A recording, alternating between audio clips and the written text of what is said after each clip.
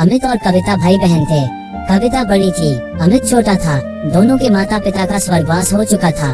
कविता एक ऑफिस में काम करती थी, उसका भाई अमित कॉलेज में पढ़ता था। एक दिन अमित ने कविता से कहा, दीदी मुझे कॉलेज की फीस देनी है, मुझे कुछ रुपए चाहिए। कविता ने कहा, अभी तो मेरे पास पैसे नहीं है, कल तक मैं तुझे पैसे दे दूंगी।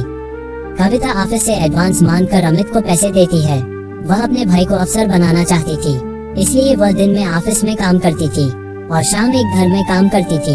कुछ दिन बाद अमित की पढ़ाई पूरी हो गई। एक दिन अमित ने घर आकर कविता को बताया, दीदी मुझे बहुत बड़ी कंपनी में मैनेजर की नौकरी मिल गई, अब तुम काम करने नहीं जाऊंगी। ये कहकर वह जिद करने लगा। हारकर कविता मान गई और उसने काम करना छोड़ दिया। अब वह केवल घर संभालती थी। ऐसे ही समय बीत रहा था। एक दिन अमित ने कहा, दीदी मैंने कुछ रुपए जोड़ लिए हैं, अब मैं आपकी शादी करना चाहता हूँ। ये सुनकर कविता ने कहा, नहीं भाई, पहले मैं तेरी शादी करूंगी, जब घर संभालने वाली आ जाएगी तो मैं भी शादी कर लूंगी। कविता ने एक अच्छी सी लड़की देखकर अमित की शादी कर दी। अलका को भाभी के रूप में पाकर कविता बहुत खुश हो रही थी। धीरे धीरे अलका ने पूरा घर संभाल लिया। तीनों बहुत खुशी से रह रहे थे। एक दिन अलका की माँ अलका से मिलने आई।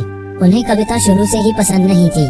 मौका पाकर उसने अलका से कहा, तेरी नंद शादी नहीं करना चाहती है, ये तो जीवन भर तेरे पति की कमाई पर ऐश करना चाहती है, तू बहुत सीधी है। ये सुनकर अलका ने कहा, माँ तुम बेकार की बात कर रही हो, अमित इनके लिए लड़का देख रहे हैं, जैसे ही मिल जाएगा शादी हो जाएगी। लेकिन अलका की माँ ने कहा, बेटी तू नहीं समझेगी, ये तेरे को कभी चैन से रहने नहीं देगी।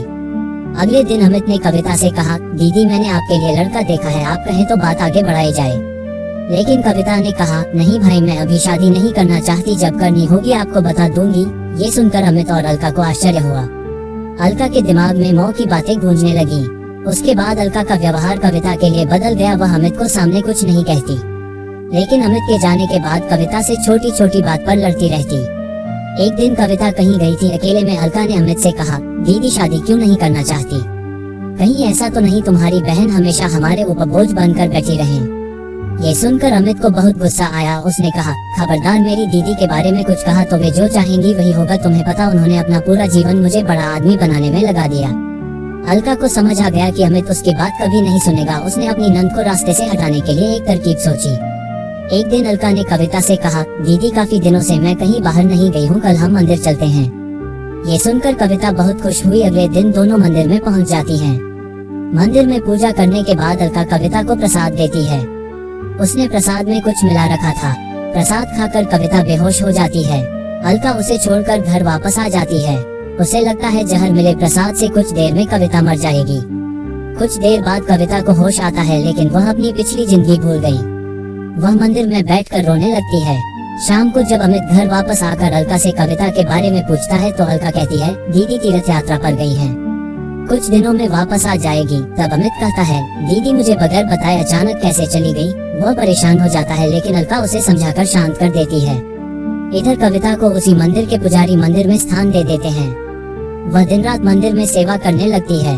मंदिर के सभी भक्त और पुजारी कविता का बहुत ध्यान रखते थे। ऐसे ही समय बीत रहा था, लेकिन कविता को पिछला कुछ याद नहीं आ रहा था। काफी दिन बीत जाने पर अमित कविता को ढूंढने निकल गया। वह कविता को ढूंढता रहा, लेकिन कविता कहीं नहीं मिली। एक दिन वह थककर उसी मंदिर में एक पेड़ के नीचे बैठा था। तभी वहाँ कविता आई। उसने कहा, भैया मंदिर में भंडारा शुरू हो रहा, आप भी बैठकर भोजन कर लीजिए। कविता की आवाज सुनकर अमित चौंक गया। कविता को देखकर वह रोने लगा। तब कविता ने कहा, भैया आप क्यों रो रहे हो? तभी वहाँ पुजारी बाबा आ गए। उन्होंने अमित से पूछा तो अमित कविता के बारे में बताया। पुजारी बाबा ने कहा, ये लड़की यहाँ बेहोश मिली थी, होश आया तो इसे कुछ याद नहीं था। अच्छा हुआ तुम मिल गए, इसे अपने घर ले जाओ, भगवान ने चाहा तो वहाँ जाकर इसकी याददाश्त वापस आ जाएगी। अमित ने कविता को चलने के लिए कहा तो वह रोने लगी और जाने से मना कर दिया, लेकिन अमित जिद कर रहा था। तब कविता ने कहा, भाई मुझे सब कुछ याद है, लेकिन मैंने जानबूझकर नाटक किया था कि तुम और भाभी मेरे बिना खुश रह सको। भाभी को मेरा घर में रहना पसंद नहीं, इसलिए अब मैं उस घर में नहीं जाना चाहती। ये सुनकर अमित रोने लगा और कविता से बोला, दीदी अगर आप घर नहीं चलोगी तो मैं भी यहीं रहूंगा। उसकी बातें सुनकर कविता घर आने के लिए तैयार हो गई, लेकिन उसने अमित से कहा, मेरी एक शर्त है, तुम भाभी पर गुस्सा नहीं करोगे। अमित मान गया और कविता को लेकर घर आ गया। कविता को देखकर अलका सहम गई। वह रोने लगी और उसने अमित और कविता से माफी मांगी। कविता के कहने पर अमित ने उसे माफ कर दिया। कुछ दिन बाद कविता ने शादी कर ली और अपने ससुराल विदा हो गई।